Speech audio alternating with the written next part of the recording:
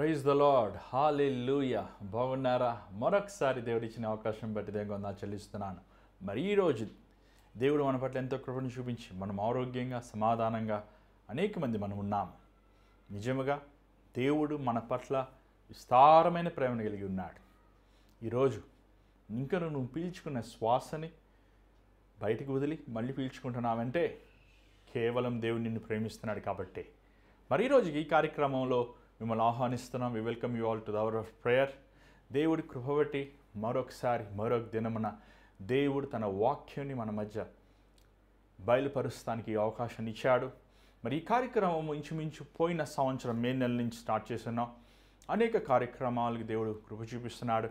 అనేక ఆత్మీయ విషయాలు దేవుడు మనకు బయలుపరుస్తున్నాడు. కాబట్టి మీ బైబిల్ తెచ్చుకొని కార్యక్రమం చివరి వరకు పాలు పొందండి.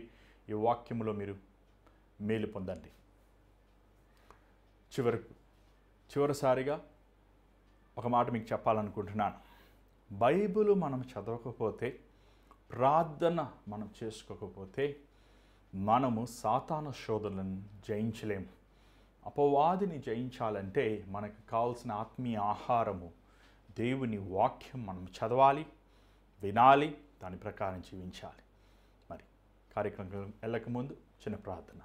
పరిశుద్ధమైన తండ్రి దయగల ప్రభువా, మరొకసారి నేను ఈరోజు నీ బిడ్డలతో కలిసి ప్రార్థిస్తానికి ఏకీపిస్తానికి ఇచ్చిన అవకాశం బట్టి వందనములు. మమ్మల్ని నీ సులువు చోట మరుగుపరచు నాయన. ఈ సమయంలో నాయన నువ్వు మహిమ వచ్చబడు. నీ మాటలు నా నోట్లో ఉంచి నీవు సకల మహిమ ఘనత పొందమని యేసు నామములో అడుగుచున్నాం తండ్రి, ఆమేన్. మరి ఈరోజు గలీషులు రాసిన పత్రిక 6వ అధ్యాయము మనము కొన్ని విషయాలు మనం ధ్యానిద్దాము. ఈ గలతీ సంఘానికి పౌలు గారు చివరి భాగం ఏమి రాశారో మనం చూద్దాము. దయచేసి బైబిల్ ఉన్నవారు గలీషులు రాసిన పత్రిక 6వ అధ్యాయం మొదటి నుంచి కొన్ని వచనాలు మనం చదువుదామండి. సహోదరులారా, ఒకడు ఏ తప్పితములోనైనను చిక్కుకుని ఎడల ఆత్మ సంబంధులైన మీలో ప్రతివాడు తానును శోధింపబడుదునేమో అని తన విషయమై చూచుకొనుచు సాత్వికమైన మనస్సుతో అట్టివానిని మంచి దారికి తీసుకుని రావలను. చాలు. ఇక్కడ ఒక మాట చాలా చక్కగా పౌలు గారు గలీషుల రాసిన సంఘాన్ని చెప్తున్నాడు. ఏమంటే, ఎవరైనాను తప్పిదడం అని ఉంది, ఇంగ్లీష్ బైబిల్లో పాపం అని ఉంది. పాపములో పడిపోతారా? రక్షించబడిన వారు పాపం చేస్తారా? పరిశుద్ధాత్మతో నింపబడి ఉన్నవారు దేవుని మార్గం నుంచి తొలగుతారా? తొలగుతారు. తొలగరు. ఈ లోకములో మనం జీవించే కాలం అంతటి వరకు మనము మన పాప స్వభావాన్ని, మన దుర్మార్గమైన స్వభావాన్ని యేసు ప్రభు రక్తముతో మనం కడుక్కుని శుద్ధి చేసుకోవాలి. మనల్ని మనం పవిత్రపరచుకోవాలి. హిమము కంటే తెల్లగా మన జీవితము మార్చబడాలి. చూడండి, దేవుని వాక్యము మనకి మరలా స్పష్టంగా చెప్తుంది ఏంటంటే, దేవుని వాక్యము మనము గైకుని దాని ప్రకారం జీవించాలి. ఈరోజు అనేక మంది విశ్వాసులు, అనేక మంది రక్షించబడిన వారు, అనేక మంది ప్రభువుల్లో పాలు పొందేవారు పాపములో తొలగిపోతున్నారు. దేవుని మార్గమును వదిలిపెట్టి వారు నశించిపోతున్నారు. ఒక సంఘముగా దేవుడు మనల్ని ఎందుకు చేశాడంటే, సంఘములో ఉన్న విశ్వాసులు, సంఘములో ఉన్న పెద్దలు, సంఘములో ఉన్న కాపరి, సంఘములో ఉన్న నాయకులు గొర్రెలను గమనించుకుంటూ వారికి మనం సాత్వికంగా, ద స్పిరిట్ ఆఫ్ జెంటిల్నెస్, సహనం, సాత్వికము అనేది పరిశుద్ధాత్ముడు ఇచ్చే ఫలముల్లో ఒక ఫలము. ఆ సాత్వికముగా వారిని మనం హెచ్చరించాలి. చూడండి, ఎప్పుడైనా జ్ఞాపకం చేసుకోండి, ఒక వ్యక్తి ఒక పాపములో బంధించబడ్డాడంటే అది బంధించింది సాతానుగాడు. అది పాపం అన్నప్పుడు కామమై ఉండొచ్చు, లేకపోతే తాగుడై ఉండొచ్చు, లేకపోతే అది ఏమైనా సరే దేవుని నుంచి వచ్చింది కాదు. అది దాని వెనకాల ఒక సాతానుగాడి ప్రభావం ఉంటుంది. అనేక సార్లు దేవుడు అనుమతించిన సేవకులు, దేవుడు అభిషేకం ఇవ్వని సేవకులు, లేకపోతే దేవుడు వారిని పంపబడని వారి సేవకులు వెళ్ళి అలాంటి వారి కోసం ప్రార్థిస్తున్నప్పుడు ఆ శోధన ఆ సేవకుడి మీద, తన కుటుంబం మీద, జన జీవితం మీద ఆ ప్రభావం ఉండటం అనేది మనం గమనిస్తున్నాము. చూడండి, ఇక్కడ దేవుడు అంటున్నాడు, అలాంటి వారిని మీరు చూసినప్పుడు మీరు సహనముతో వారి కోసం ప్రార్థిస్తూ, హెచ్చరిస్తూ అదే సమయంలో మీ ఆత్మీయ జీవితంలో ఏమండి ఒకళ్ళు గంజాయి కడుతున్నారు, ఒకప్పుడు నువ్వు గంజాయి కొట్టేవాడు, ఇప్పుడు మారుమనసు పొందావు, తన పాపంలో పడిపోతున్నప్పుడు మరలా నువ్వు ఆ గంజాయిని పాపం చేస్తావు అనుకో, అది ఆ పాపం చేయాలని ఆశ వచ్చిందనుకో, ఆటోమేటిక్గా నువ్వు కూడా అతనిలాగా మారిపోతావు. ఎందుకంటే ఆ సాతాను ఒక దురాత్మ ఒక వ్యక్తిని విడిచిపెట్టి వెళ్ళినప్పుడు మరలా ఆ వ్యక్తిని పట్టుకోవాలని తిరిగి వచ్చి చూస్తున్నప్పుడు అది శుభ్రంగా ఉండటం చూసి ఇంకొక 7 దయ్యాలు తీసుకొస్తాం మనం చూడగలుగుతున్నాం. కాబట్టి మనం ఇతరులని హెచ్చరించినప్పుడు ఇతరుల కోసం దురాత్మలు పట్టిన వారిని, లేకపోతే సాతానుతో నింపబడిన వారిని, లేకపోతే అపవాది కార్యాలతో వారు నింపబడిన వారి కోసం మనం ప్రార్థిస్తున్నప్పుడు ఆ దురాత్మలు మనల్ని ముట్టకుండా మన చుట్టూ మన కుటుంబం చుట్టూ కంచెను వేసుకోవాలి. అంత మాత్రము కాదు, ఏమంటే పౌలు గారు ఏమంటున్నారో చూడండి, 2వ వచనం చూసినట్లయితే చదవండి, 2-3 చదవండి కొంచెం దయచేసి. ఒకని భారములు నొకడు భరించి ఇలాగు క్రీస్తు నియమమును పూర్తిగా నెరవేర్చుడి. ఎవడైనను వట్టివాడై ఉండి తాను ఎన్నికైన వాడనని ఎంచుకుని ఎడల తన్ను తానే మోసపరుచుకొనును. చదవండి. ప్రతివాడును తాను చేయు పనిని పరీక్షించి చూచుకొనవలెను. అప్పుడు ఇతరును బట్టి కాక తనను బట్టియే అతనికి అతిశయము కలుగును. చాలు. ఇక్కడ ఒక చాలా చక్కని మాట పౌలు గారు చెప్తున్నారు. మొదటగా ఏమంటున్నారంటే ఎవరు భారములు వారు మోసుకోవాలి అంటే ఏంటి? ఈరోజు చాలామంది మీరు ప్రార్థన కోరుతున్నారు, చాలా సంతోషం, నేను మీకోసం ప్రార్థన చేసి సిద్ధంగా ఉన్నాను. నేను ఎప్పుడు ఏంటండి మీరు ప్రార్థన అడుగుతున్నారు, ప్రతిసారి తీసుకుంటలేదు. అదే సమయంలో మీరు కానుకలు పంపించకపోయినా నేను దేవునికి భయపడి మీకోసం ప్రార్థన చేస్తాను, సంతోషం, ప్రాబ్లం లేదు. కానీ 20 సంవత్సరాలుగా క్రైస్తవులు, 30 సంవత్సరాలుగా క్రైస్తవులు దేవునితో ప్రేమను ఎరిగి, దేవుని కృపను ఎరిగి, దేవునిలో ఉన్న మాధుర్యం గ్రహించుకుని మీరు మీ భారములు మోస్తానికి ఇష్టపడలేక ఇంకను పసిపిల్లల వలె ఇతరుల మీద ఆధారపడుతున్నారు. చూడండి, ఎవరి భారం వారు మోసుకోవాలి. పౌలు గారు చెప్పింది అది. మనం ఒకరి భారాలు మోస్తాం ఖచ్చితంగా, కానీ మీరు ఆ సెంటెన్స్ ఫుల్గా చదివారండి, 5వ వచనం చూసినట్లయితే కూడా ఎవరు భారములు వారు మోయాలి. చూడండి, మనం అనేక సార్లు మనము పల్లెటూరులో వెళ్తున్నప్పుడు నేను చాలాసార్లు చూస్తుంటాను, అయ్యా కొంచెం మూట ఎత్తి పెట్టాయా అని, సహాయం పెట్టాయా అంటుంటారు. సహాయం ఎత్తి పెడతాం, కానీ నీ భారమును మోసుకుని యేసు ప్రభు సిలువ దగ్గర దింపాల్సిందే కానీ నీ భారాలు ఏ దేవుని సేవకుడు మోయాడు. దానికి కారణం ఏంటంటే నీ పాప వ్యసనములు, నీ దుర్మార్గములు, నీ చెడు కార్యముల కోసము కలువరి సిలువలో యేసు ప్రభు ప్రాయశ్చిత్త అయ్యాడు. కాబట్టి మనము ఒకరి భారాల కోసం మనం ప్రార్థిస్తాం, కానీ ఎవరి భారం మోసుకొని యేసు దగ్గరికి వెళ్ళాలి. అంత మాత్రమే కాదు, అదిన మన గలిలయ సంఘములో ఏంటంటే సమస్య, గలతీల సంఘములో ఏంటంటే సమస్య, వారు ఏమండి ఎదుటివారికంటే పక్కవారికంటే గనులు అని ఎంచుకుంటున్నారు. నేను ఎదుటివాడికంటే బాగా ప్రార్థిస్తాను, నేను పక్కవాడికంటే మంచిగా ప్రసంగిస్తాను, వారికంటే ఎక్కువ నేను పాటలు పాడతాను అని మనము ఇతరులను చూసుకుని వారిని అధికముగా హెచ్చించుకుంటున్నారు. పౌలు అన్న, అయ్యా నువ్వు పోల్చుకోవాల్సింది పక్కవాడితో కాదు, ఎదుటి వ్యక్తితో కాదు, ఆ దేవుని సేవకుతో కాదు, లేకపోతే ఆ వ్యక్తితో కాదు, నువ్వు పోల్చుకోవాల్సింది క్రీస్తుతో. నీ విశ్వాసము, నీ ప్రార్థన, నీ పరిశుద్ధత, నీ యథార్థత, నీలో ఉన్న సత్యము యేసు వలె ఉండాలి, యేసు పోలు జీవించాలి. చూడండి, ఈరోజు ఈ హైదరాబాద్ లాంటి పట్టణాల్లో ఒక సంఘం తర్వాత ఇంకొక సంఘం పోటీ పడుతుంటారు. ఒక టీవీ పాస్టర్ గారు ఇంకో టీవీ పాస్టర్ గారు పోటీ పడుతుంటారు. ఒక యూట్యూబ్లో వాక్యం చెప్పిన పాస్టర్ గారు ఇంకొక యూట్యూబ్కి పోటీ పడుతుంటారు. చూడండి, మొన్న 40 దినాలు ఉపవాస కూడికలను పెట్టారు, చాలా సంతోషం వేసింది నాకు. కానీ 40 దినాలు ఉపవాస కూడికని ఒక పాస్టర్ గారు పడితే ఇంకో పాస్టర్ గారు పడితే అందరూ ఏమండి అందరూ ఒకే టైం పెడితే ఉన్న మనుషులందరూ ఏది చూడాలి అంటే ఏంటి లేదు, వీళ్ళలో ఏక మనసు లేదు, ఆ మనుషులు నన్నే చూడాలి, నా వాక్యమే వినాలి, నేనే కరెక్టు. ఇది ఏం ఆత్మ అండి? ఇది 100% దురాత్మ. కొంతమంది తెలివైన వాళ్ళు 7 గంటలకు పెడితే మేము 5 గంటలకు పెడతాం. చూసారా, చూడండి, ఒక ఒక బోధకుడు లేకపోతే ఒక సేవకుడు లేకపోతే ఒక విశ్వాసి మనము మనుషుల్ని మోసం చేయొచ్చు, కానీ సింహాసనం మీద కూర్చున్న దేవుణ్ణి మనం మోసం చేయలేము. నువ్వు సేవ ఎవరి కోసం చేస్తున్నావు? నువ్వు వాక్యం ఎవరి కోసం చెప్తున్నావు? ఏమన్నా ఏంటంటే జోన్న ఎందుకు నువ్వు వాక్యం చెప్తున్నావు? నీ కార్యక్రమం ఎవరు ఎక్కువ మంది చూస్తలేదు, నీకేం దీనివల్ల లాభం లేదు, ఎందుకు చేస్తున్నావు? దేవుడు చెప్పాడయ్యా. అది ఒక్కడైనా ఇద్దరైనా ముగ్గురైనా ప్రభువు చెప్పాడయ్యా. ప్రభువు చెప్పినప్పుడు మనం ఏం చేయాలి? లోబడాలి. ప్రభువు చెప్పినప్పుడు మనం ఏం చేయాలి? విధేయులవ్వాలి. ఇది మాటలు మనం చూస్తున్న పౌలు గారు అంటున్నారు, మీరు ఇతరుల్ని పోల్చుకోకుండా మీరు ఏమంటే ఒక మాట ఉంది ఇంగ్లీష్ బైబిల్లో, they can take pride in them selves alone. అంటే వారు చూడండి, కొంచెం ఒకసారి తెలుగులో ఒకసారి చూడండి, 6వ అధ్యాయం 4వ వచనములో ఒకసారి చదవండి ఆ మాట. ప్రతివాడును తాను చేయు పనిని పరీక్షించి చూచుకొనవలెను, అప్పుడు ఇతరును బట్టి కాక తనను బట్టియే అతనికి అతిశయము కలుగును. తనను బట్టియే వారికి అతిశయం పొందెను. What is that mean by it?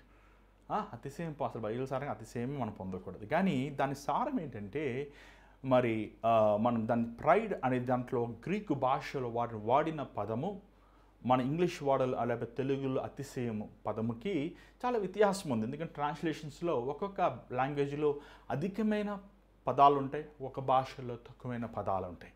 కాబట్టి అంటే పౌలు గారు అనేది ఏంటంటే, ఏ ఉద్దేశంతో ఆ మాట అన్నారంటే, నువ్వు క్రీస్తుతో పాటు నడుస్తున్నావు కాబట్టి, నువ్వు క్రీస్తు యందు ఆనందిస్తున్నావు కాబట్టి, క్రీస్తు నిమిత్తము నువ్వు అతిశయం పొందు. నీలో ఏదైనా గొప్పతనం ఉంటే అది నా ప్రభువు నాకు ఇచ్చాడు, నా ప్రభు గొప్పవాడు, నా ప్రభు ఉన్నతమైన వాడు, నా ప్రభు ప్రేమ కలిగిన వాడు, నా ప్రభు దయగలిగిన వాడు, నేను ఒక తాగుబోతుని, నేను ఒక అబద్ధికుణ్ణి, నేను ఒక మోసగాన్ని, నేను ఒక తిరుగుబోతుని, ప్రభువు. ఏమండి, ప్రభు ఉందా మీకు ఆ మాట? ప్రభు అనే మనసు ఉందా? ప్రభు అనే ఆలోచన ఉందా? ప్రభు అనే వాంఛ ఉందా? ప్రభు మన జీవితంలో ఏమయ్యామో ఈరోజు దాని కేవలము దేవుని కృప. దాని తర్వాత కొంచెం ముందుకు వెళ్దాం. 6వ వచనం చదవండి దయచేసి. వాక్యోపదేశం పొందువాడు ఉపదేశించు వానికి మంచి పదార్థములన్నిటిలో భాగమియ్యవలెను. ఏమండి పౌలు గారు ఎందుకు ఈ మాట అంటున్నాడు గలతీయ సంఘానికి? గలతీ వాళ్ళండి పిసనారి కొట్టువారు. రక్షించింది ఎవరు వెళ్ళని? పౌలు గారు. ఏమండి జబ్బు వస్తే ప్రార్థన చేసేది ఎవరు? పౌలు గారు. దేనికైనా పౌలు గారే ఫస్ట్. కానీ పౌలు గారికి ఏంటి? ఏమండి ఉపదేశము, నీకు వాక్యం బోధిస్తున్నాం. వాక్యం బోధించిన వాడు ఏమండి, ఇప్పుడు మనము ఎన్నెన్నో వృత్తులు ఉన్నాయండి. ఇంజనీర్ చేసిన వారు సాఫ్ట్వేర్ ఇంజనీర్ చేస్తాం. ఏమండి హార్డ్వేర్ ఇంజనీర్ ఉంది, రైతులు ఉన్నారు, డాక్టర్లు ఉన్నారు, హాస్పిటల్ ఉన్నారు. ఏమంటే ఒక డాక్టర్ గారు తన జీవనోపాధి సాఫ్ట్వేర్ ఇంజనీర్ పోయి తీసుకుంటారా? చెప్పండి. ఎందుకు? కడుపు నొప్పి అంతే, ముందు ఫీజు కట్టమంటాడు డాక్టర్. డాక్టర్ దగ్గర ఫీజు కట్టాడు. డాక్టర్ నీకు ఎంత కావాలంటే అంత ఇస్తామయ్యా, 500 ఏంటి, 5 లక్షలైనా 5 కోట్లైనా ఇస్తాం మీకు, మమ్మల్ని బతికించండి అంటారు. కానీ అదే ఒక పాస్టర్ గారు ప్రార్థన చేశారనుకోండి, 5 రూపాయలు సహా మర్చిపోతారు.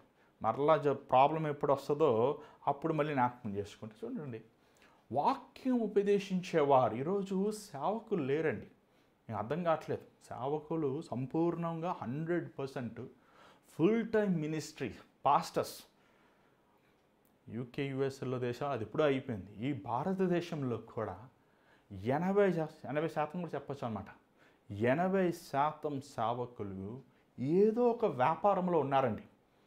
మరి బయటకు కనబడదు, కానీ మీరు వాళ్ళ పేర్లు గూగుల్లో కొడితే తెలిసిపోతాయి. వాళ్ళు ఎన్ని కంపెనీలు ఉన్నాయో, వాళ్ళకి ఎన్ని ఏమన్నా షేర్స్ ఉన్నాయో, ఏమి ట్రస్ట్లు ఉన్నాయో, మనీ జనరేటింగ్ చేసే ఉన్నాయో, అది ఎన్ని కాకుండా 24/7 దేవుని సేవ, ఆ కానుకల డబ్బులతో జీవించే వాళ్ళు అసలు నాకు తెలిసి చాలా కొద్దిమంది ఉన్నారు. ఖచ్చితంగా ఉన్నారు. త్యాగపూర్వకమైన సేవకులు. ఏమంటే దేవుని మీద విశ్వాసం ఉంచి కన్నీరు కార్చే సేవకులు. ఇక్కడ పౌలు గారు అంటున్నారు ఈ మాట, వాక్యం ఉపదేశించే వారితో మీ మంచి కార్యములు. మీకు ఉద్యోగం లేని ప్రార్థన చేసినప్పుడు మీకు ఉద్యోగం ఇచ్చింది, ఉద్యోగం వస్తే జీతం వస్తుంది. నీ జీతం వచ్చినప్పుడు నువ్వేం చేసుకోవాలి? నీకోసం ప్రార్థన చేసిన సేవకుల్ని జ్ఞాపకం చేసుకోవాలి. నీ ఇంటి కోసం ప్రార్థించారు, నీ దేవుడు ఇల్లు ఇచ్చాడు, ఆ ఇంటి మీద నీకు అద్దె వస్తుంది, ఏం చేసుకోవాలి? జ్ఞాపకం చేసుకోవాలి దేవుని సేవకులు. దేవుని సేవకులను జ్ఞాపకం చేసుకునేవారు దేవుని సేవకుల విషయములో ఏమని గుప్పులిప్పిన వారు దీవించబడతారండి. There is no doubt about that. ఒక చన్నీళ్ళు ఒక ప్రవక్తకి ఇస్తే దాని ప్రతిఫలం పోగొట్టుకోమని ఉంది.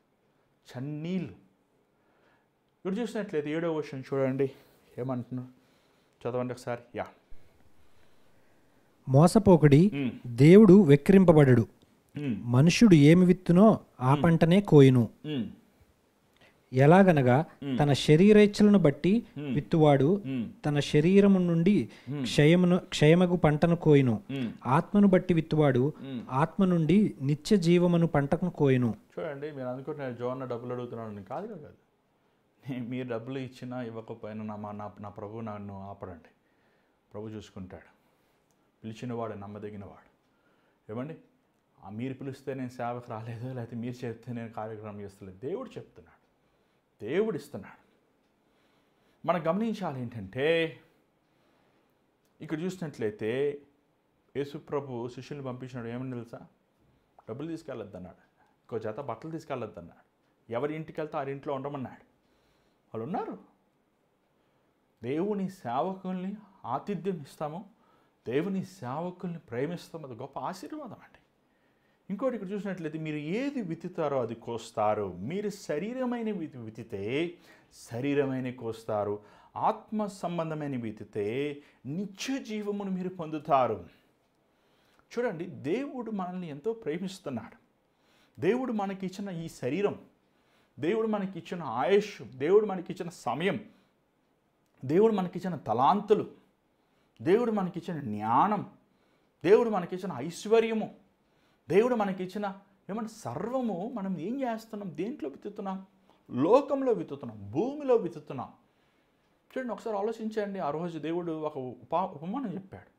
ఒకడికి 5 తలాంతులు, ఇంకొకటికి 2 తలాంతులు, ఇంకొకటికి 1 తలాంతు ఇచ్చాడు.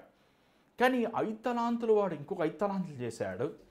2 తలాంతులు ఉన్నవాడు ఇంకో 2 తలాంతులు చేశాడు. 1 తలాంతు ఉన్నవాడు శపితమైన భూమిలో దాచిపెట్టాడు. అందుకే దేవుడికి కోపం వచ్చింది. ఇంతగా భూమిలో దాచిపెట్టి బ్యాంకులో పెట్టినా ఇంట్రెస్ట్ వస్తుంది కదా. భూమి శపితమైన, ఈరోజు భూ సంబంధమైన వాటి మీద మనస్సు, ఇల్లెళ్ళు, వాకిళ్ళు, ఆస్తులు, ఉద్యోగాలు, కట్నాలు, బంగారాలు, ఏమంటే లోక సంబంధమైన వాటి మీదే. ఈ లోకము నశిస్తుంది, ఈ లోకము తొలగిపోతుంది. దేవుని కోసం మనం ఏమి చేస్తామో, ప్రభువు కోసం మనం ఎలా జీవిస్తామో అదే నిలిచి ఉంటుందండి. నువ్వు ఎంత పెద్ద ఐఏఎస్ ఆఫీసర్ అయినా, నువ్వు ఎంత పెద్ద ఏమండి మేధావివైనా, జ్ఞానవంతుడివైనా, లేకపోతే అధికారివైనా, క్రీస్తు కోసం నువ్వు ఏం చేశావో, క్రీస్తు సేవకుల కోసం, పరిచర్య కోసం, దేవుని కోసం నువ్వు ఎలాగ ఈ లోకంలో అయ్యే నిలుచుంటాయి. మోసపోకుడి, విక్రించబడద్దు. Don't be deceived. నువ్వు ఏది విత్తుతావో అదే కోస్తావు. నువ్వు శరీరమైన వాటి విత్తితే శరీరమైనవి కోస్తావు. ఆత్మానుసారమైనవి ఏంటండి చెప్పండి? మామిడి పళ్ళ, ద్రాక్ష పళ్ళ, ఏమండి? ఆత్మానుసారమే 9 ఫలాలు. ఏంటది? ప్రేమ, కనికరము, దయాలత్వము, ఆశానిగ్రహం, సహనము, ఏమంటే సంతోషము. ఆత్మా ఫలములు మనం ఫలించాలి. ఆత్మలో ఫలించేవాడు క్రీస్తు స్వరూపములో దిద్దబడతాడు. దేవుడు మనకి పరిశుద్ధాత్మను ఎందుకు ఇచ్చాడంటే మనం క్రీస్తు పోలు ఈ లోకములు సిద్ధపడాలని. ఇక్కడ మనం చూసినట్లయితే ఏమండి, ఆత్మానుసారమైన వాడు, ఈ దేహము, ఈ మట్టైన శరీరం భూమికి వెళ్ళిపోయినప్పుడు క్రీస్తులో ఎలాగ ఒక విత్తనము చనిపోయి అది ఒక పునరుద్ధానమేగా మరలా ఒక చెట్టుగా మొలుస్తుందో, ఈ మట్టైన శరీరం చనిపోయి మహిమైన శరీరంతో మనము తిరిగి లేచబడతాం. ఒకరికి ఎంత ఆత్మీయమైన విషయాలు చెప్తున్నారండి. ఆత్మీయమైన విషయాలు వినటానికి మీకు ఇష్టంగా ఉందా? లేకపోతే నిద్ర వస్తుందా? చూడండి 6-9 వచ్చిన చదవండి, 9-10 చదవండి దయచేసి. మనము మేలు చేయటి యందు విసుకకు ఎందుము, ఆ, మనము అలయక మేలు చేస్తామని తగిన కాలమందు పంట కోతుము. ఉమ్, కాబట్టి ఉమ్, మనకు సమయం దొరికిన కొలది అందరి ఎడలను, విశేషముగా విశ్వాస గృహమునకు చేరిన వారి ఎడలను మేలు చేయుదుము. చూడండి, మేలు చేయుటకు ఎంత మనం ఓర్చుకున్నా, ఎంత మనం సహించినా, ఎంత మనం మౌనంగా ఉన్నా, మన ఎదుటివారు మనల్ని అనేకసార్లు రేపుతుంటారు. అనవసరమైన పుకార్లు, అనవసరమైన మాటలు, అనవసరమైన నిందలు, ఏమండి శపితమైన మాటలు మనల్ని కృంగపరిచేస్తుంటారు. చూడండి దేవుని బిడ్డలారా, జాగ్రత్తగా వినండి. మనము మేలు చేస్తాం మానవద్దు. మనము ఓర్చుకుంటున్నాం.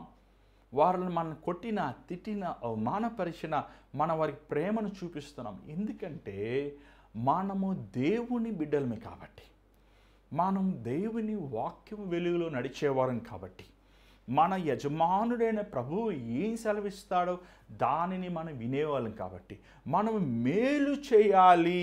మేలు చేస్తానికి మనం ఏమంటే మనము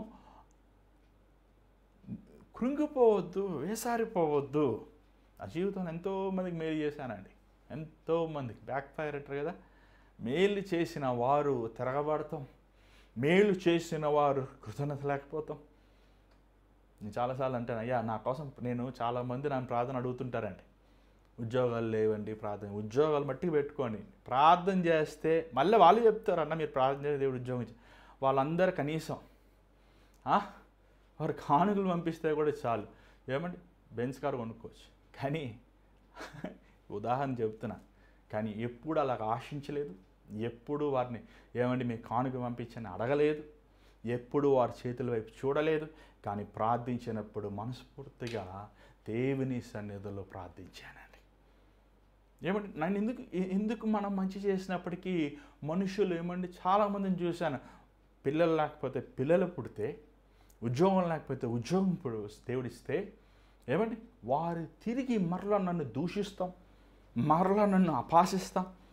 నాకు చాలాసార్లు కోపం ఎక్కువ వచ్చేసి, ముఖ్యమైన కోపం, షార్ట్ టెంపర్. ప్రభా చూడు ప్రభా వాడి సంగతి తేల్చేయి నాయన, వాడిని తేల్చేయి ప్రభా, నువ్వు అసలు ఊరుకోవద్దు నాయన. ఏమండి మనసులో ప్రార్థన చేసుకుంటా, చూడు ప్రభు ఇంత ఇదిగా నాతో నన్ను మాట్లాడుతున్నాడు, ఇంత హీనంగా నన్ను చూస్తున్నాడు, ఇంత హీనంగా నన్ను అవమానపరుస్తున్నాడు, నేను చేయలేని దాన్ని నన్ను ఇది చేస్తాను, చూడు ప్రభు అసలు అనుకుంటా. 2వ రోజు 3వ రోజు అదే వారం మళ్ళీ ఫోన్ చేస్తారు, అన్నా రా అన్న. ఏమండి మళ్ళా వాళ్ళ ఇంటికి వెళ్ళి ఏడ్చి ప్రభా నన్ను క్షమించయ్యా, నేనన్నానయ్యా వెళ్ళి చంపద్దయ్యా, బతికించయ్యా. చెప్పండి చూడండి, ఏమంతా మరి మనుషుడిని కాదు, నేను దేవుణ్ణేం కాదు, నేను పౌలు గారు అంత సహనం నాకు ఎక్కడ ఉంది, ఓర్పు ఎక్కడ ఉంది, చాలా తక్కువ సహనం నేర్చుకుంటున్నాను నేను కూడా. ఏం చేయాలి? ఏమంటే కోపం వస్తే వెంటనే టక్కని చేస్తున్నాను. ఏమండి కానీ దేవుడు మారుస్తున్నాడు. అరే ఆ రోజు కంగారు పడేలాగా అన్నానే, ప్రభా నన్ను క్షమించయ్యా, నేనే తప్పు చేశాను నాయన, నేనే తప్పు చేశాను, అలా ఉండకూడదయ్యా అని ఎన్నిసార్లు దేవుని సన్నిధిలో ఏమండి ఏడ్చినట్టుంది. అందుకే మనకు సహనం ఉండాలి, నేర్చుకుంటున్నాం. మన ప్రభు సన్నిధిలో దేవునితో నడుస్తున్నప్పుడు మన గుణంలో మార్పు రావాలండి. అది ఒకే రోజు రాదు. ఎట్లా అవుతావు ఒకే రోజు? నీకు పుట్టిన పసిపిల్లోడు 6 అడుగులు ఎలాగైపోతారు ఒకే రోజున? అంచులుగా ఏమంటే తన ఆత్మీయ ఆహారం తింటూ తను అనుదినము క్రీస్తుతో నడిచినప్పుడు నువ్వు క్రీస్తు సారూప్యంలో దిద్దపడతావు. వన్స్ యువర్ కంప్లీట్ క్రీస్తులో నువ్వు సంపూర్ణమైపోయినప్పుడు పరలోకంకి వెళ్ళిపోతావు. చూసారు పౌలు గారు ఈ మాటలు చెప్తే, ప్రతి అవకాశాన్ని ఉపయోగించుకోండి, మీ విశ్వాసులతో కుటుంబంలో సమాధానంగా ఉండని చెప్పుకుంటూ మనం కొంచెం ముందుకు వెళ్ళిపోదాం, సమయం అయిపోతుంది. 14వ వచనం చదవండి దయచేసి.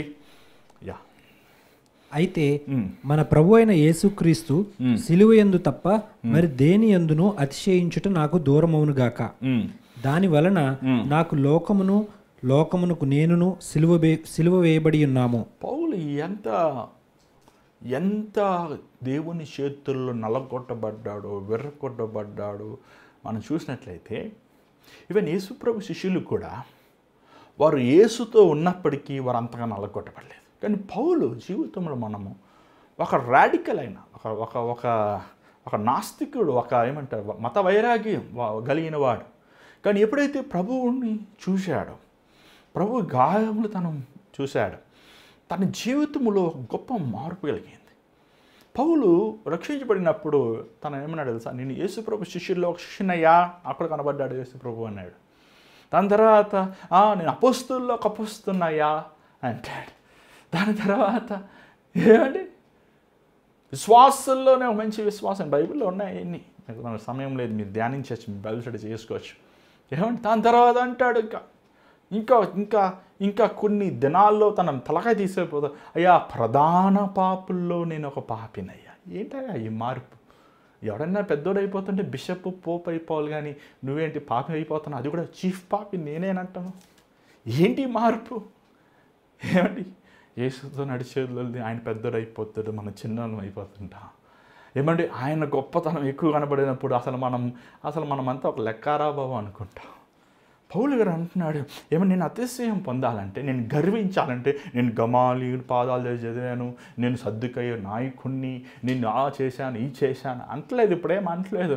నేను అతిశయించాలంటే, నేను గర్వించాలంటే, ఇన్ని సంవత్సరాలు క్రీస్తు కోసం శ్రమ పొందినందుకు నేను ఇంత సేవ చేసుకున్నా అని చెప్తలేదు. ఏమంటున్నాడు? నా గర్వము నా అతిశయము ఒకటేయా. ఏంటది? యేసుని సిలువలో వేలాడుతున్న యేసుని చూసాయ్యా. సిలువలో వేలాడుతున్న యేసుని చూసి ఏముంది నీకు? ఆయన చేతుల్లో కత్తులు లేవు, బాణాలు లేవు, కిరీటాలు లేవు. ఆయన చేతుల్లో ఏమంటే ఉంగరాలు లేవు, గుర్రం రథాలు లేవు, బ్యానర్లు లేవు, భటులు లేరు, సైనికులు లేరు. ఏందయ్యా యేసుని చూసి నేను గర్విస్తాను అంటానికి ఏముంది యేసులో? లోకస్తులకు అర్థం కాదు. ఆయన అన్నాడు, మా దేవుళ్ళకి అన్నీ ఉన్నారండి, కత్తులు కట్టాలని, మీ దేవుడికి ఏమీ లేవంటాడు. అదేంటండి బట్టలు ఇప్పుకొని ఆయి బాబా అని చచ్చిపోయేలాగా దిగంబడుకున్నాడు. అదేంటండి? ఆయన చనిపోయేది నీ కోసం నా కోసమేనండి. మనం చేసిన దుర్మార్గము, మనం చేసిన భ్రష్ట కార్యాలు, మనం చేసిన పాప వ్యసనముల కోసం ఆయన మరణిస్తున్నాడు. ఆయనలో పాపం లేదండి అసలు. ఆయన ఎంత పవిత్రుడంటే ఆయన తొక్కిన మట్టి కూడా మనం ముట్టుకోలేము, అంత పరిశుద్ధుడు ఆయన. కానీ ఆయన మన కోసము బహు ఘోరమైన విధముగా, బహు మూర్ఖమైన విధముగా మన కోసము కల్వరి సెలువులో ఆయన కొట్టబడ్డాడు. ఇదిగో నేను నిన్ను ప్రేమిస్తున్నానని మనము నిత్యమైన నరకము నుంచి ఆయన తప్పించాడు. అందుకే పౌలు అన్నాడు, నేను సిలువలో వేలాడుతున్న యేసు నిమిత్తము నేను అతిశయిస్తున్నానయ్యా అంటూ ఏమన్నాడంటే, లోకానికి నేను లోకానికి సిలువేయబడ్డాను. చాలా చాలా చాలా ఇంపార్టెంట్ పాయింట్. యేసుప్రభు ఏమన్నాడు? ఎవడైనా నన్ను వెంబడించుకొని ఇలా తన్ను తాను ఉపేక్షించుకొని సిలువెత్తుకొని అనుదినము నడవాలి. ఈరోజు మనుషులకు సిలువ అంటే ఇష్టం లేదు. సిలువలో వేలాడిన వాడు, సిలువ వేయబడిన వాడు సినిమాలకు వెళ్ళలేడు, ఉద్యోగానికి వెళ్ళలేడు, షాపింగ్ మాల్కి వెళ్ళలేడు, ఇష్టం వచ్చినట్లు మాట్లాడలేడు. నువ్వు లోకానికి సిలువేయబడ్డావు. లోకము నీకు ఏమండి లేదు, ఇంక సంబంధం లేదు నీకు. నువ్వు క్రీస్తు కోసం లోకానుసారంగా నువ్వు చనిపోయిన వాడివి. నువ్వు లోకానుసారంగా చనిపోయిన వాడివైతే నువ్వు ఎలాగ ఒక అబ్బాయిని ప్రేమిస్తావు, ఒక అమ్మాయిని ప్రేమిస్తావు. నువ్వు లోకానుసారంగా చనిపోయిన వాడివైతే నువ్వు ఎలాగా పాపకార్యాలు చేయగలుగుతావు? నువ్వు లోకానుసారంగా చనిపోయినవాడు, సిలువ వేయబడినవాడు సిగరెట్ తాగలడా? సిలువ వేయబడిన సారాయి తాగలడా? సిలువ వేయబడినవాడు తనకి ఇష్టమైనట్లు చోట్లకు వెళ్ళగలడా? సినిమాలు చూడగలడా? పౌలు అన్నాడు, నేను సిలువ వేయబడ్డానయ్యా, నేను క్రీస్తుతో పాటు సిలువ వేయబడ్డాను. నా క్రీస్తు ఎక్కడ ఉంటాడో నేను అక్కడ ఉంటాను. ఈరోజు ప్రభువు ఇలాంటి వారి కోసం వెతుకుతున్నాడండి. ప్రభు లోకమును కొంతకాలం సోమవారం శనివారం ఏమండి ఈరోజు చాలాసార్లు మనం ఏం చేస్తాం, ఆదివారం వెళ్ళిన ఓ ప్రభువా నేను పాపిని హల్లెలూయా అన్నట్టు పాటలు పాడేసి చేతులు ఎత్తేసి వీలుంటే కాళ్ళు గంతులు వేసేసి ఇంటికి వచ్చేస్తాం. మళ్ళీ సోమవారం నుంచి శనివారం వరకు ఏం చేస్తాం? ఇంక ఇష్టం వచ్చినట్లు మళ్ళీ ఆదివారం వెళ్తాం. ఎందుకు మళ్ళీ? లేకపోతే మనసంత ఉండదు మనకి. వెళ్ళాలి మళ్ళీ ప్రభువా ప్రార్థన చేస్తాం, మళ్ళీ సోమవారం మళ్ళీ. ఎంతకాలం ఈ బ్రతుకు? ఎంతకాలం? సోమవారం నుంచి శనివారం వరకు నువ్వు చేసే పనులన్నీ దేవునికి ఇష్టం లేదు. మళ్ళీ ఆదివారం వెళ్ళి హల్లెలూయా అని పాట పాడటం వల్ల నీకు ఏమొస్తుంది? ఏదో ప్రభుబల్ల తీసుకుంటాం వల్ల ఏమొస్తుంది? ఈరోజు ఈ బోధకులు వేరే ఎక్కడ చూసినా ఈ ప్రభుబల్ల కమర్షియల్ చేసేసారు. ప్రభుబల్ల ఆరాధన వచ్చేసేయండి త్వరగా. ఇది తీసేసుకుంటే ఇదేమన్నా అమృతమైంది ఏమన్నా తాగితే మనకేమన్నా స్వర్గం ఏమన్నా వస్తుందా? ఏమి రాదు. నువ్వు పరోళ్ళు తీసుకొని ఆ యోధాస్కర్ ఏం చేస్తే తెలుసా, దేవుడు ఏమంటే ఆ రొట్టులో తన ప్రభు శరీరం తీసుకొని ఆ ద్రాక్షరసంలో చేయి పెట్టాడంట. పెట్టిన దగ్గర దెయ్యం వచ్చి సాతానుగాడు వచ్చాడు అంట. జాగ్రత్త. మతాన్ని ఆచరించద్దు, మతాన్ని మీరు వెంబడించారు. మతము కానీ మతం ఆచారాలు కానీ మిమ్మల్ని పరలోక రాజ్యం తీసుకెళ్ళవు. నీ హృదయం బాగుపడిపోతే. ఇక్కడ పౌలు గారు ఈ మాటలు చెప్తూ చివరి ఒక మాట మనం చూసుకొని ముగించుకుందాం. 17వ వచనం చదవండి దయచేసి. ఆరో అధ్యాయం 17వ వచనం. నేను యేసు యొక్క ముద్రలు నా శరీరమందు ధరించి ఉన్నాను, ఇక మీదట ఎవడునూ నన్ను శ్రమ పెట్టవద్దు. సహోదరులారా, అంటే ఏంటి? ఎవరు నన్ను శ్రమ పెట్టద్దు అంటున్నాడు. ఎందుకు సరే ఏంటి శ్రమ పెడుతున్నారు వీళ్ళు? నేను యేసు ఏంటి ముద్రలు నేను ధరించి ఉన్నానయ్యా, నన్ను శ్రమ అంటే ఏంటి అర్థమైందిరా? ఈ గలతీలో ఉన్న సంఘస్థులు ఏమంటున్నారంటే పౌలు గారు చెప్పే బోధన అబద్ధ బోధన. ఏంటంట? అబద్ధ బోధనయ్యా, సులువులో వేయబడి అబ్బబ్బబ్బ అంతే కదా, ఎంజాయ్మెంట్, హ్యాపీ హల్లెలూయా, ఆశీర్వాదాలు. ఇదేంటి పౌలు గారు సరిలేదయ్యా. పౌలు గారు మీరు ఫాల్స్ ప్రాఫిట్. పౌలు గారు మీరు ఎప్పుడు చూసినా ఖండిస్తున్నారు, మమ్మల్ని బాధ పెట్టేస్తున్నారు. అసలుకే మేము సరాయి తాగి సినిమాలు చూసి పిచ్చి అసలు అలసిపోయి బాధలు పడి ఉంటే మీరు మరలా మమ్మల్ని బాధలు పెట్టేస్తున్నారు అని పౌలు గారు ఏం చేశారు? బాధ పెట్టేస్తున్నారంట పాపం. మీరు అబద్ధ బోధకుడు, మీరు చెప్పేదంతా వాక్యం విరోధమైనని చెప్పేసి అని బాధ పెడుతుంటే పౌలు గారు, అయ్యా నా దేహం నిండా క్రీస్తు గాయముల మరకలు ఉన్నాయి అంటున్నాడు. అంటే ఏంటి అర్థమైంది తెలుసా? నేను దేవుడు నన్ను ఏమండి క్రీస్తు లాగా నన్ను నలగొట్టాడయ్యా, నన్ను వెర్రగొట్టాడయ్యా, నన్ను చెత్తగొట్టాడయ్యా. నన్ను ఒక సారమైన వాడిగా, ఆయనను వెంబడించేవాడుగా, ఏదో మనకలాగా వెళ్ళి బాప్తీసం తీసేసుకొని తలబట్టలు వేసేసుకొని అలా అంటాం కాదు. తన్నులు తిన్నాడు 39 సార్లు, పస్తులు ఉన్నాడు, అవమానించబడ్డాడు, తన సొంత వారే తనను హతం చేయాలని ఆశించారు, ఉమ్ము వేయబడ్డాడు, కొట్టబడ్డాడు. క్రీస్తు చూడ నా చేతి నిండా నా దేహం నిండా గాయాలు చూసా, ఎన్ని క్రీస్తు కోసం పొందిన మరకలయ్యా, మార్క్స్ అని పౌలు గారు అంటున్నాడు. అయ్యా నేను దెబ్బలు, వేదనలు, బాధలు ప్రభు కోసమే అనుభవించి నేను మిమ్మల్ని యథార్థమైన మార్గంలో నడిపించాలని ఆశిస్తున్నానయ్యా అంటూ నన్ను తొందర పెట్టద్దయ్యా, నేను చెప్పింది అబద్ధ బోధన కాదని చివరిసారిగా వారికి చెప్తున్నట్టు మనం చూస్తున్నాం. దాని తర్వాత 18వ వచనం మనం చూద్దాం, ఒకసారి చూసి మనం ముగించుకుందాం. సహోదరులారా, మన ప్రభు అయిన యేసుక్రీస్తు కృప మీ ఆత్మతో ఉండునుగాక. ఆమేన్. కృప, మీ అందరూ చెప్పినట్లు కృప అనేది Greek way of greeting. Shalom అనేది యూదుల వే ఆఫ్ గ్రీటింగ్. బైబిల్లో 13 ఉత్తరముల్లో పౌలు గారు 100 సార్లు కృప అనే మాట ఎక్కువ వాడారు షాలోమ్ కంటే, సమాధానానికంటే. అంటే the peace of the Lord Jesus Christ be with your spirit అంటాం బదులు the grace of the Lord Jesus Christ అన్నాడు. అంతేగాని 2 పదాలు ఒకటే. మార్టిన్ లూథర్ గారు అన్నారు కృప, సమాధానం, ఈ 2 క్రీస్తుకి సాదృశ్యమైనవి, క్రైస్తత్వానికి పునాది అన్నారు. ఏమని ప్రేమ దేవుని బిడ్డలారా, నీలో కృప ఉందా? క్రీస్తు కృప ఉందా? క్రీస్తులో ఉన్న సమాధానం నీలో ఉందా? నీ జీవితంలో నువ్వు సంపూర్ణంగా సమర్పించుకున్నావు? ఒకసారి చూడండి, ఒకసారి మనం ఆలోచిద్దాం, మన జీవితం మనం ఆలోచిద్దాం, ఒకసారి మన బ్రతుకులు మనం గమనిద్దాం. ఒకసారి మనము మన జీవితంలో అనేక విధముల అపవాది ద్వారంగా మనము శోధించబడుతున్నాం. కానీ ఆ శోధనలో మనం నిలిచి ఉండాలంటే యేసుతో పాటు మనం సిలువ వేయబడాలి. ఈరోజు మీ జీవితం ప్రభు సమర్పించండి. దయచేసి తలవంచని ప్రార్థిద్దాం. పరిశుద్ధమైన తండ్రి, దయగల ప్రభు, మరొకసారి నీ పాసనిధిలోకి వస్తున్నాం. నీ బిడ్డలమైన మేము నాయన ఈరోజు కూడి ఇలాగ నీ వాక్యం ధ్యానిస్తున్న కృపను చూపించావు. పౌలు గారు చెప్పినట్లు అనేకమైన ముఖ్యమైన అంశములు మీరు ఏది విధితారో అది కోస్తారు అయ్యా. మేము శరీరం అని వాటిని కాకుండా ఆత్మానుసారమైన వారు ఉండడానికి సహాయం చేయి. అంత మాత్రమే కాదయ్యా, మేము ఇతరులను పోల్చుకోని వారం కాక ప్రభా అయ్యా, మేము ఇతరులతో పోల్చుకోకుండా నీతో మేము పోల్చుకునేవారుగా, నీలో ఉన్న పరిశుద్ధత, నీలో ఉన్న యథార్థత, నీలో ఉన్న సత్యం మాలో ఉండడానికి సహాయం చేయి అయ్యా. ఈ లోకము దుర్మార్గమైన స్థితిలో వెళ్చునుగా అయ్యా, నీ సిలువ చోట మమ్మల్ని మరుగుపరచు. నీ గొప్ప నీ నైనా కనికరము, నీ కృపతో, నీ సమాధానంతో మమ్మల్ని నింపు. ఈరోజు ఈ కార్యక్రమం చూసిన నీ బిడ్డలతో నువ్వు మాట్లాడు, వారి హృదయంలో నిశ్చయమైన కార్యముని చేయమని యేసునామములో అడుగుచున్నాం తండ్రి, ఆమేన్. మరి ఈరోజు ఈ కార్యక్రమం ద్వారా మీరు మేలు పొందుంటే మాకు తెలియపరచండి. మీ ప్రార్థన అవసరతలు మా తెలియపరచండి. స్క్రీన్ కనబడుతున్న నెంబర్కి వాట్సాప్ వాయిస్ మెయిల్ చేయండి, మీరు పెట్టండి. మీకోసం ప్రార్థన ఇష్టపడతాను. అంత మాత్రం కాదు, ఈ భారమంత మించి ఈ పరిచర్యలో మీరు కూడా పాలు పొందండి. మీ గుప్పులు ఇప్పండి. ఇందాక చదివాం కదా, వాక్యం ఉపదేశించేవాడు వాక్యం ద్వారా జీవించాలని. కాబట్టి ఎంతో అవసరతలు ఉన్నాయి పరిచర్యలో. దేవుడు మిమ్మల్ని ప్రేరేపించిన రీతిగా మీ గుప్పులు ఇప్పి ఈ పరిచర్యని మీరు బలపరచండి. అంత మాత్రం కాదు, ఈ కార్యక్రమాలు మీరు లైక్ చేయాలి, సబ్స్క్రైబ్ చేయాలి, తెలియపరచండి.